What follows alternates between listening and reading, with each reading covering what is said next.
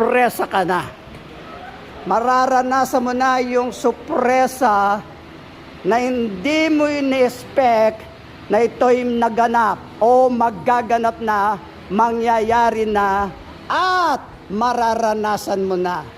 Ibibigay na ng Diyos yung matagal mo ng kahilingan, yung matagal mo ng panalangin.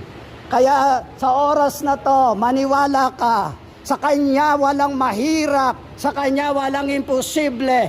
Kaya lahat ng works of the devil, be destroyed in the name of Jesus. Every sickness and diseases, healed in Jesus' name. In Jesus' name.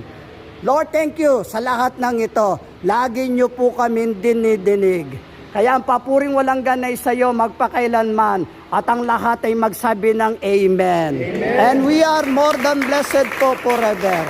Tapos na po tayo.